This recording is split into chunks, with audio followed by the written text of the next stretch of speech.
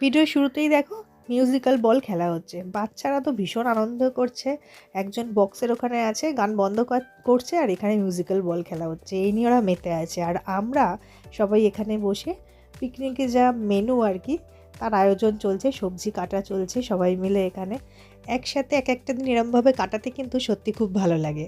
আর এখানে রেডি হচ্ছিল চা। সন্ধ্যাবেলায় আমাদের হচ্ছে চা আর চিকেন পকোড়া। আর এখানে আমি বসে বসে বিমস কাটছিলাম। আর এই একজন তো বিমস কাটতে কাটতেই নাচা শুরু করে দিয়েছে। এই বৌদি ভীষণ হইহুল্লোড় করতে ভালোবাসে, সব জায়গায় কি একদম মাতিয়ে রাখে।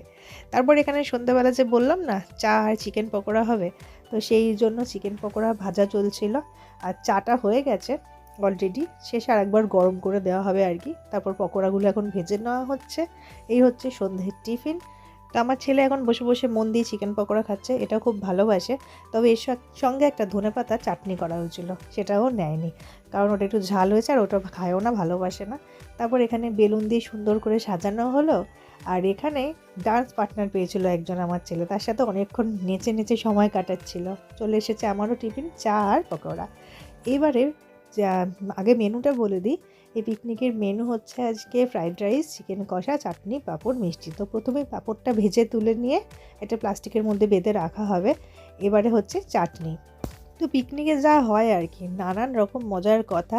তো এই কাকিমাকে সবাই বলেছে তোমাকে চাটনিটা বানাতে হবে, তুমি পুরীতে ঘুরতে গিয়ে এত সুন্দর চাটনি বানিয়ে খাইয়েছিলে আমাদেরকে, তাই এই কাকিমার উপরেই চাটনির দায়িত্ব দেওয়া হয়েছে। যাই হোক, কাকিমাই চাটনিটা বানিয়েছে।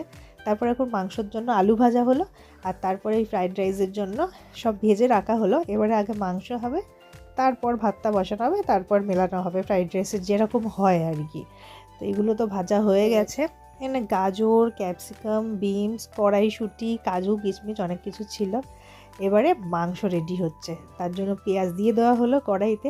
সত্যি পিকনিকে এরকম একসঙ্গে রান্না বান্না করে খাওয়া দাওয়া কিন্তু দারুণ লাগে।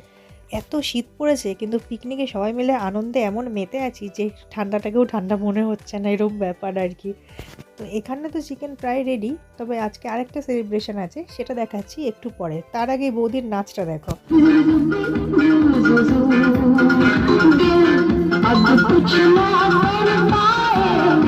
এটা কিন্তু সেই বৌদি যে বিমস কাটার সময় বসে বসেই নাচছিল। যেমনটা বললাম, ও ভীষণ হইহুল্লোড় করতে ভালোবাসে। এবারে আমাদের রাইসের ভাতটা বসানো হবে, কিন্তু তার আগে ওই যে একটা সেলিব্রেশন আছে বলছিলাম, আজকে বছরের শেষ দিন এখানেই থাকা আমাদের সঙ্গে পিকনিক করা একটা বৌদির জন্মদিন, তার জন্য রান্না হয়েছিল কেক। তো আজ এই পিকনিকেই সবার মাঝখানে তার জন্মদিন পালন করা হলো। তো এই বৌদিটাও সারপ্রাইজ পেয়ে খুব খুশি আর কি, ও ভাবতে পারেনি ওর জন্য এরকম একটা সেলিব্রেশন ওয়েট করছে। তো যাই হোক, আর এখানে খুদের সদস্যরা তো কেক দেখেই খুশি, যেমনটা হয়, বিশেষ করে আমার ছেলে। তারপর এইখানে হ্যাপি নিউ ইয়ার 2026 লেখা চলছিল। 12টা বাজতে এখনও কিছুক্ষণ বাকি রয়েছে, তাই লেখাটা শুরু করে দেওয়া হয়েছে আর কি। আর এখানে আমার ছেলেও আমার কোলে উঠে নাচানাচি শুরু করেছে।